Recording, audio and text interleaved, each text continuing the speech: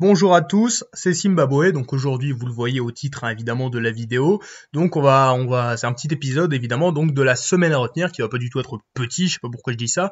Et donc aujourd'hui, on va voir les événements donc des 4, 5, 6, 7, 8, 9 et 10 novembre. C'est parti.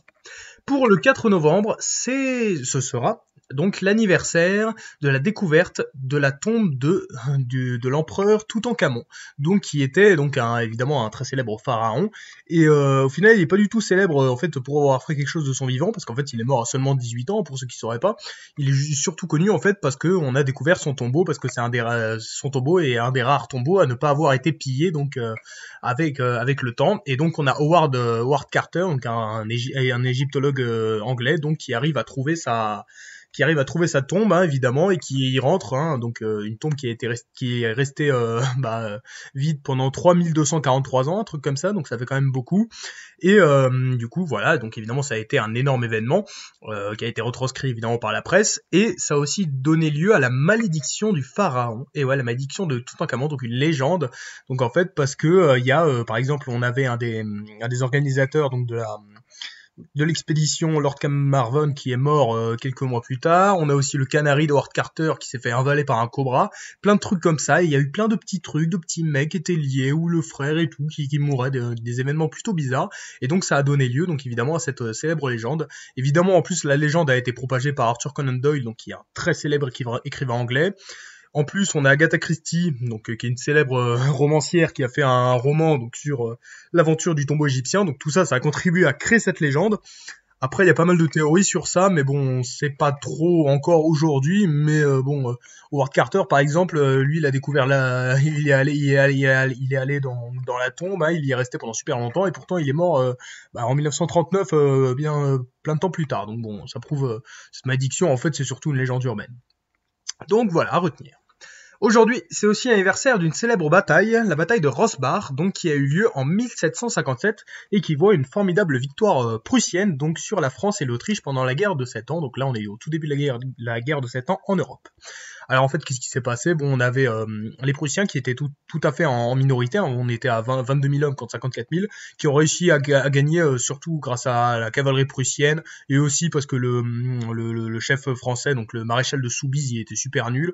Il a fait n'importe quoi. Et du coup, voilà, c'est une formidable victoire prussienne. Frédéric, il arrive à faire plein de prisonniers. Bon, la bataille, elle s'est passée voilà, dans l'actuelle Allemagne.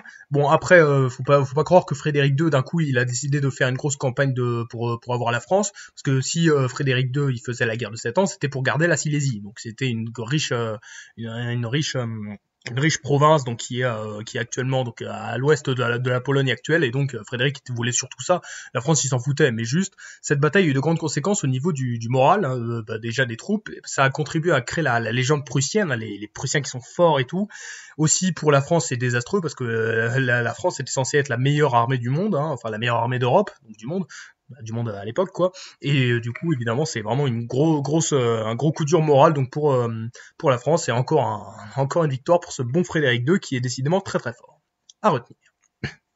Pour donc le 6 novembre, ce sera l'anniversaire de la Révolution d'octobre. Et là, certains vont dire, mais attends, Zimbabwe, tu te foutrais pas un peu de notre gueule, là, c'est la Révolution d'octobre, et là on est en novembre. Oui, parce que c'est la Révolution d'octobre, mais dans le calendrier julien, qui a donc 2 semaines d'avance sur notre calendrier, hein, le calendrier le plus utilisé, le grégorien. Donc en fait, ça c'est la Révolution d'octobre, hein. Donc c'est quand les bolcheviks ont décidé de prendre le pouvoir, non pas sur le tsar, mais sur donc les républicains, qui avaient eux-mêmes pris le pouvoir sur le tsar en février, hein, faut un petit peu suivre. Et donc ils arrivent, ils vont dans le plus grand des calmes, voilà, ils arrivent, donc on a le parti bolchevique qui est créé par Lénine. Donc ils arrivent, voilà, ils prennent le palais d'hiver, donc dans le plus grand des calmes. Il y a juste quelques morts, pas vraiment d'effusion de sang. Et donc on a Trotsky, évidemment, donc un des chefs de cette révolution, donc qui annonce la dissolution du gouvernement. Et voilà. Puis après, bon, il y a évidemment tous ceux qui sont pas bolcheviques qui décident de protester et qui se barrent. Et du coup, Trotsky dit ouais, mais bon, eux ils sont contre la démocratie parce que pourquoi ils partent alors que nous on voulait être avec eux. Et donc voilà, c'est la création d'un nouveau gouvernement, un nouveau gouvernement soviétique, enfin un gouvernement donc marxiste, hein, donc le tout premier de de l'histoire, hein. Et donc on a la publication de décrets évidemment, donc il y en a un où il déclare donc vouloir faire la paix officielle contre évidemment l'Allemagne, hein, enfin avec l'Allemagne. On a des décrets évidemment sur la terre où donc on a où la propriété privée est abolie, donc plein de trucs très marxistes. Après il y a aussi pas mal de débats historiographiques pour savoir si c'est une révolution ou un coup d'État, parce que bon on parle de révolution, mais de l'autre côté bon c'est plus un petit groupe de mecs, les petits bolcheviks là qui arrivent et qui prennent le pouvoir donc sur les types voilà. Bon après ça fait encore polémique aujourd'hui donc je vais pas vous en parler, mais en tout cas voilà c'est le début hein, évidemment donc d'une république soviétique. Après faut pas croire que c'est le début de l'URSS, attention ça se serait faire une grosse erreur parce qu'en fait l'URSS ça commence juste en 1922 hein, parce que après 1917 va y avoir une grosse guerre civile qui va durer donc pendant plusieurs années et tout hein, parce que donc début novembre hein, les soviétiques enfin les bolcheviks ils sont juste voilà, donc ils ont juste le palais de l'hiver. Donc pour l'instant, ils ont pas grand-chose. Hein. Ça va être progressivement, hein, évidemment. Donc à retenir. Pour le 7 novembre, ce sera l'anniversaire de la tombée d'une météorite en 1492. La météorite donc d'Ensisheim, donc qui est la météorite la plus ancienne répertoriée en Europe. Donc en fait, elle est tombée donc dans la ville de d'Ensisheim. Donc c'est une ville qui est située en bas du Haut-Rhin. Donc ça appartenait avant donc à l'empereur d'Autriche Maximilien Ier, qui est vraiment un homme de qualité. Je sais pas pourquoi je vous ai jamais parlé de lui parce que genre il a réformé plein de trucs. C'est vraiment un homme incroyable ce type. Mais bon en tout cas la météorite est tombée là-bas et donc voilà donc une météorite de pierre 127 kg est entrée à grande vitesse. Voilà donc on a un garçon qui est témoin de la chute et du coup on a le roi allemand donc Maximilien Ier qui arrive et qui voit dans la pierre un signe divin de bon augure et qui fait suspendre la météorite par une chaîne dans le cœur de l'église paroissiale. Et donc elle y reste pendant super longtemps, voilà. Et on peut encore la voir aujourd'hui donc dans un musée, donc c'est quand même plutôt intéressant. Après évidemment c'est la première météorite répertoriée, hein. Sûrement il y en a d'autres qui sont tombés des météorites, hein, on se doute bien, mais c'est juste qu'on est après l'invention de l'imprimerie évidemment et du coup il y a eu des écrits sur ça de pas mal d'auteurs de l'époque. Donc voilà, c'est quand même plutôt intéressant de voir chute d'une météorite, voilà, c'est spécial à retenir. Pour le 8 novembre, ce sera donc l'anniversaire d'un attentat, donc qui a eu lieu en 1939, l'attentat de Georg Elser. Donc, est-ce que vous connaissez Georg Elser? Donc, c'était un résistant allemand. Donc qui était anti-nazi, il était plus proche, il appartenait à des associations plutôt très à gauche, hein, communistes. Et donc le 8 novembre, il décide donc de poser une bombe donc dans une certaine brasserie. Et en fait c'est la brasserie dans laquelle Hitler avait tenté de faire un coup d'État en 1923. Et en fait tous les ans Hitler allait là-bas pour un peu pour commémorer et tout. C'était un peu un lieu symbolique de la puissance nazie quoi. Et donc ce jour-là, il y avait plein de monde. Hein. Il y avait Bormann, donc qui était un des potes d'Hitler. C'était un petit peu un de ses conseillers. On avait Goebbels, évidemment, lui il était à la propagande. On avait Himmler, donc le chef de la SS. On avait Ribbentrop aux affaires étrangères. Il y avait vraiment tout le monde, sauf Göring. Göring il était pas là, peut-être il était en train de bouffer quelque part. Mais bon, en tout cas, donc on a Hitler qui arrive et donc la bombe était censée exploser donc entre 21h15 et 21h30 plus précisément, genre à 21h20, et donc on a Hitler qui fait un discours. Le discours était censé durer 1h30, mais à la place son discours dure que 50 minutes et du coup il se barre à 21h07. Voilà, et donc la bombe explose 13 minutes plus tard. Donc bon, c'est un peu dommage pour Georg Elser, hein, parce que voilà, parce que bon, quand même, ça aurait pu éviter pas mal de trucs, hein. Bon, la guerre avait déjà commencé, il y avait déjà eu l'invasion de la Pologne, mais bon, ça aurait pu quand même. Franchement, le monde aurait été très différent si ça avait, si Explosion avait marché et avait tué tous ces mecs-là. Mais après, Georg, donc, il a été arrêté juste après. Donc il y a eu une enquête, un gros interrogatoire, il a été torturé, il a avoué. Après Georg, en fait, il était affilié à personne, hein, c'était juste un petit mec tout seul qui a décidé de faire ça hein, dans son petit coin, parce que les nazis pensaient que c'était un gros complot de tel pays, mais en fait pas du tout, c'était juste un mec comme ça qui voulait faire un attentat parce qu'il était contre donc les dictateurs. Voilà. Et après, il a pas tout de suite été tué en fait. Il est resté en prison pendant plusieurs années parce qu'en fait, on sait pas trop pourquoi. La théorie officielle en fait, ce serait que les nazis attendaient donc la fin de la guerre pour faire genre un grand procès où on aurait dit oui, lui c'est un méchant, voilà, faut le tuer et tout. Sauf que bon, c'est jamais arrivé étant donné que les nazis n'ont pas gagné la guerre et du coup à la fin, évidemment, quand c'était la grosse merde, et ben les nazis ont décidé de l'exécuter sommairement. Voilà. Donc à retenir.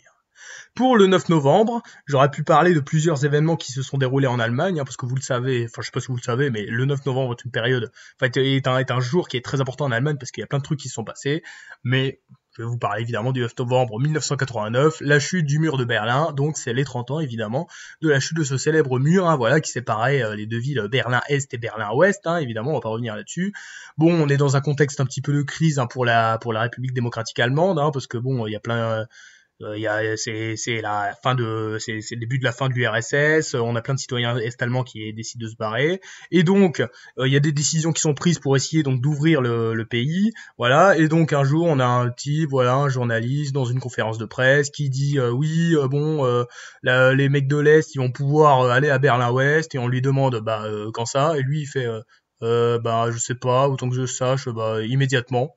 Il dit ça, voilà, genre il sait pas et tout, alors que c'est quand même plutôt important comme décision, et donc dès ce moment-là, bon, on a parce que comme c'était retranscrit à la radio ou à la télé, je sais plus, et du coup il y a des milliers de personnes qui sont sorties, et du coup voilà, qui arrivent et qui crient aux qui crient aux soldats, le mur est ouvert, alors que les soldats ils en savaient rien du tout, hein, si le mur était ouvert ou pas. À ce moment-là, les soldats auraient pu totalement tuer tous ces mecs qui arrivaient. Bon, heureusement, ils ont décidé de rien faire, mais ça aurait pu être un gros jour sanglant, hein, le 9 novembre 89. Mais à la place, donc, ils les laissent, et du coup, les points de passage sont ouverts et les mecs peuvent passer. Après, bon, il y a eu c'est un événement qui est un peu romancé parce que bon, faut savoir que le 9 novembre, il y avait pas énormément de personnes, hein, parce qu'il y avait plein de mecs qui dormaient, hein, c'est à ce moment-là en fait. C'est surtout le 10 novembre, le jour d'après, que là, il y a plein de mecs qui sont arrivés. Mais bon, évidemment, c'est un jour qui est très important parce que bon, après, faut même pas savoir, c'est même pas la chute du mur de Berlin parce que le mur, il s'est détruit que quelques mois plus tard, enfin pendant quelques mois, parce que bon, détruire un mur comme ça prend pas un jour. Mais bon, c'est en fait évidemment un événement très symbolique parce que c'est vrai, clairement, enfin, ce mur représentait donc toute la division entre l'Est et l'Ouest, et donc cette mur et la destruction de ce mur évidemment a représenté un petit peu la fin de la guerre froide et évidemment la fin de Berlin, hein, de la fin de Berlin-Est, donc qui rejoint Berlin-Ouest un an plus tard. Donc événement important à retenir. Et donc, enfin, c'est l'anniversaire donc d'un événement qui a eu lieu le 10 mai 1630, la journée des dupes. Donc, qu'est-ce que c'est que cette journée des dupes? Eh ben, en fait, c'est l'histoire d'un conflit entre donc le cardinal de Richelieu, donc un homme très important du XVIIe siècle en France, et Marie de Médicis. En fait, les deux, alors Marie Médicis, qui est-ce que c'est? C'est la mère donc du roi de France Louis XIII. Et le cardinal de Richelieu, c'est un ministre influent de Louis XIII. Et on est en plein dans la guerre de 30 ans, une grosse guerre entre les catholiques et les protestants. Et la France sait pas du tout quoi faire, quel camp elle rejoint, les catholiques ou les protestants. La France est catholique. Mais Richelieu, il arrive, il se dit, les gars, faut qu'on soit totalement avec les protestants, parce que les catholiques, c'est les Habsbourg, et les Habsbourg, c'est nos gros ennemis. Donc on s'en fiche que ceux qui soient protestants, il faut qu'on aille avec eux. Et sauf que Marie de Médicis, elle est totalement contre, et du coup, elle dit, non, faut pas du tout faire ça. Et du coup, Louis XIII, il sait pas du tout, en plus, il a des maladies de la dent, donc vraiment, il sait pas quoi faire. C'est un roi très influençable, hein, Louis XIII. Et du coup, c'est le bordel. Et donc à un moment, on a bien Marie de Médicis qui arrive, qui décide de faire un entretien privé avec son fils, qui ferme toutes les portes, et donc voilà, entretien privé, c'est bon. Et sauf que elle a oublié c'est un des types à qui, c'est une des portes avait le verrou n'avait pas été fermé, et du coup Richelieu a pu entrer. Et du coup, ça a été le début d'une grosse dispute entre Marie de Médicis et Richelieu devant Louis XIII, qui savait pas du tout quoi faire.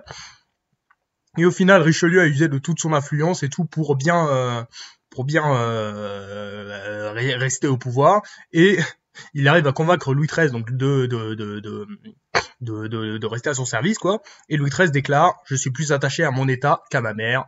Donc évidemment, grosse défaite politique pour Marie de Médicis, qui s'exilera ensuite, et donc Richelieu devient officiellement donc le ministre, enfin il continue d'être ministre de Louis XIII pendant encore une bonne dizaine d'années. Donc événement très important évidemment pour l'histoire de France, parce que vous savez que Richelieu est un personnage très charismatique qui a beaucoup influencé le pays. À retenir. Voilà les 7 événements donc du jour. On a donc tout d'abord la découverte de la tombe de Toutankhamon en 1922. On a la bataille de Rosbar, donc en 1757. On a donc la révolution d'octobre, donc le 6 novembre 1917. Pour le 7 novembre, c'est donc l'anniversaire de la météorite d'Ensisheim, donc en 1492. Pour le 8 novembre, c'est l'anniversaire de l'attentat de Georg Elser, donc en 1939. Évidemment, pour le 9 novembre, la chute du mur de Berlin en 1989. Et pour le 10 novembre, c'est la journée des dupes en 1630. Voilà donc les 7 événements de la semaine. Vidéo un peu longue, je suis désolé. C'était Zimbabwe. Merci d'avoir regardé. Bisous.